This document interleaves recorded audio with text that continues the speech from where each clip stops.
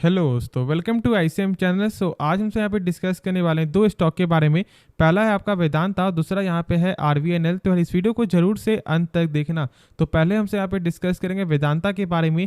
देखो, एक फ्लैट ही क्लोजिंग यहाँ पे आपको देखने को मिल रहा है वेदांता में, लेकिन एक न्यूज़ यहाँ पे आते हुए दिखाई दे रहा है जिसके बारे में जानना आपको जरूरी है।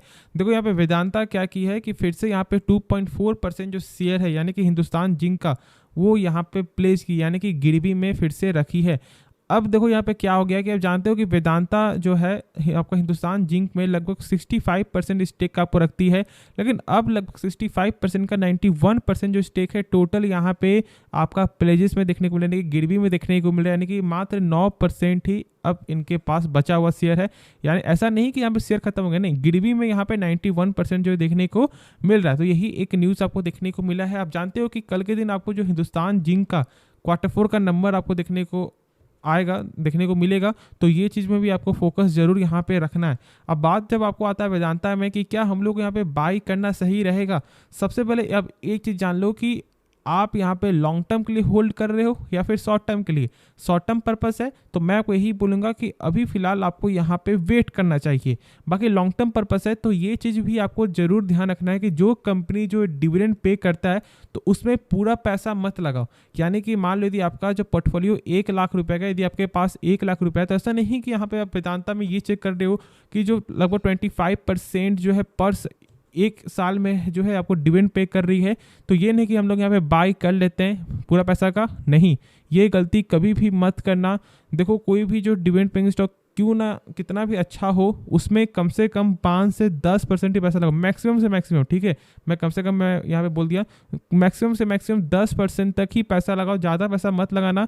ज़्यादातर फोकस करो एक ऐसे स्टॉक में जिसमें आपको जो है आपको जो डिविडेंड मिल जाए और साथ साथ आपको यहाँ पे रिटर्न भी देखने को मिले लॉन्ग टर्म पीरियड में। अब देखो, ऐसा नहीं कि यहाँ पे रिटर्न नहीं मिलेगा, लेकिन जो कंपनी पे करती डिविडेंड उसमें खास तौर से जो रिटर्न है वो सही देखने को नहीं मिलता। यदि आप यहाँ पे चेक करोगे तो 5 साल रिटर्न में यहाँ पे माइनस में देखने को मिल रहा है। तो अब सोचो, यदि आपने बाय किया हुआ है कोई स्टॉक और 5 साल बाद भी यहाँ पे जो रिटर्न मिलेगा निगेटिव, तो क्या आप यहाँ पे बेचोगे? यहाँ पे लाख आप जो डिविडेंड से पैसा कमा रहे हो, लेकिन हम लोग का एक माइंडसेट क्या होता है कि जब तक स्टॉक आपको प्रॉफिट नहीं देगा तब तक आप सेल नहीं करोगे। तो बस इसी चीज़ का मैं यहाँ पे आपको ध्यान रखने के लिए बोल रहा हूँ। तो इसलिए मैंने कहा कि आप अपने पोर्टफोलियो का 5 से 10% ही पैसा लगाओ। बाकी यदि अब इस कंपनी के कुछ फंडामेंटल देखोगे तो यहाँ पे 32% का जो ROC देखने को मिलता है, यानी कि रिटर्न ऑन कैपिटल एम्प्लॉयड। यानी कि यदि कंपनी अपने ऊपर 100 रुपया लगा रहा है तो यही 100 रुपया बन जाता है 1 साल बाद यहाँ पे 132 रुपया, यानी जो एक बेहतरीन ग्रोथ है। क्योंकि किसी भी कंपनी का कम से कम ROC हो या फिर आपका ROE दोनों ही 12% के ऊपर होना चाहिए, और यहाँ पे दोनों ही आपको दोगुना से ज़्यादा देखने को मिलता है, तो दिक्कत वाली कोई भी बात नहीं है। और फिर यहाँ पे चेक करोगे कंपनी का बुक वैल्यू, तो ये बहुत ही शानदार है। मैंने बताया हुआ कि आपको बुक वैल्यू का मतलब ये होता है कि कंपनी डूब रही है तो एक शेयर के बदले कंपनी कितना रुपया पे कर सकता है, और यहाँ पे मिलेगा आपको पर शेयर 146 रुपया। बहुत से लोग ऐसा बोल रहे होंगे कि यार ये बहुत यहाँ पे ख़राब नंबर है। ऐसा बिल्कुल भी नहीं है, नंबर यहाँ पे शानदार है, क्योंकि मैंने एक चीज़ आपको बताया हुआ है कि मार्केट प्राइस से कम किसी भी स्टॉक का जो है 5% से ऊपर होना चाहिए, नहीं तो आपका 10% से ऊपर होना ही चाहिए। और यहाँ पे तो ऑलमोस्ट 25% से ज़्यादा देखने को मिलता है, तो दिक्कत वाली कोई भी बात नहीं है। एक बेहतरीन कंपनी का जो है बुक वैल्यू देखने को मिलता है। अब आगे बढ़ोगे यहाँ पे तो देखो सेल्स में यहाँ पे क्या देखने को मिलेगा, अप्स एंड डाउन। अब ऐसा क्यों? ये एक डाइवर्सिफाइड कंपनी है ना, तो इसे हर तरह का इसमें जो सेगमेंट आपको देखने को मिल रहा है, ऑयल का, गैस का।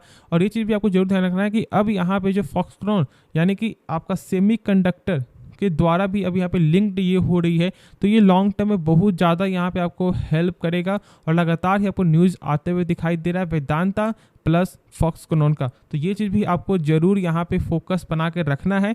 जैसा होगा मैं आपके साथ यहाँ पे शेयर कर दूंगा। तब तक के लिए बस आप क्या करो, बेल आइकन को ऑल पे जरूर से दबा देना सब्सक्राइब करने के बाद। ठीक है, तो चलो फिर नेक्स्ट स्टॉक के बारे में डिस्कस करते हैं। तो यहाँ पे जानेंगे आरवीएनएल के बारे में, जो स्टॉक लगातार यहाँ पे आपको प्रॉफिट बना कर दे रहा है। बहुत से लोग यहाँ पे सोच में पड़े हुए हैं कि हम लोग किस प्राइस में यहाँ पे बाई करें।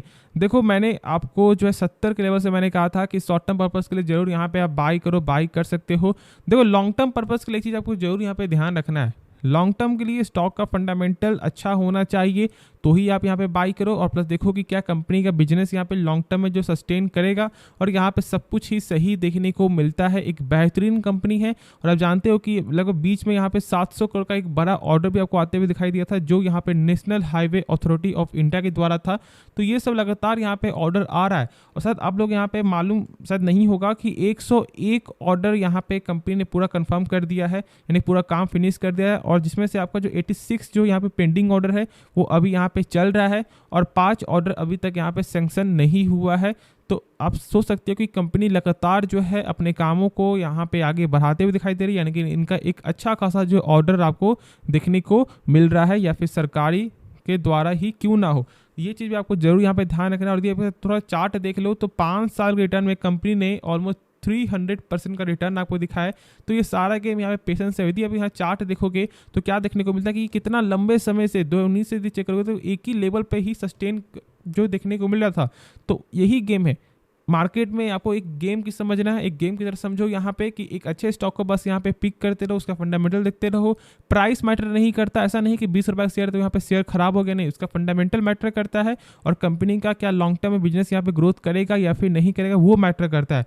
और देख सकते हो कि कितना अच्छा यहाँ पे एक ग्रोथ आपको देखने को मिला। अभी भी जो लोग कंफ्यूज हो रहे हैं तो मैं यही बोलूँगा लॉन्ग टर्म पर्पस है तो यहाँ पे बाय कर सकते हो, लेकिन एक चीज़ आपको जरूर यहाँ पे ध्यान रखना है कि पूरा पैसा अभी मत लगाना, ठीक है। कहीं ना कहीं यहाँ से कुछ ना कुछ प्रॉफिट बुकिंग देखने को मिल सकता है, तो एक बेहतर यहाँ पे प्राइस देखने को मिलेगा। और आप जानते हो कि मार्केट भी अभी यहाँ पे वोलेटाइल है, तो ये गोल्डन अपॉर्चुनिटी को मिस नहीं करना है। तो इसलिए यहाँ पे आप 20% करके, नहीं तो 15% करके जरूर से ऐड कर सकते हो इस मार्केट में, क्योंकि प्राइस भी बहुत ज़्यादा यहाँ पे मैटर करता है। अब ऐसा नहीं कि यहाँ पे प्राइस मैटर नहीं है, प्राइस यदि मैटर, मान लो यहाँ पे आपका इसका प्राइस है यहाँ पे 77, तो ऐसा तो नहीं कि बहुत से लोग यहाँ पे मात्र 100 पीस बाई करेंगे, नहीं, लोग यहाँ पे आपको 1000 पीस बाई कर सकते हैं, 10,000 पीस बाई करेंगे, तो 1, 2, 3 रुपये से यहाँ पे 10,000, 20,000, 30,000 का यहाँ पे आपको दिक्कत हो जाता है, यहाँ पे लॉस हो सकता है, प्रॉफिट हो सकता है।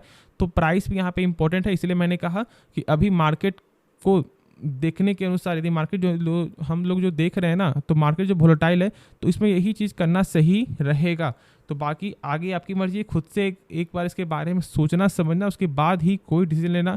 तो होप ये वीडियो पसंद है आपको। बाकी इस वीडियो में यदि आपको कुछ भी सीखने को मिला, इस चैनल को आप सब्सक्राइब कर सकते हो, और इस वीडियो को लाइक करना यदि आपको ये वीडियो पसंद आए। तो मिलते हैं नेक्स्ट वीडियो में, तो तब तक के लिए धन्यवाद।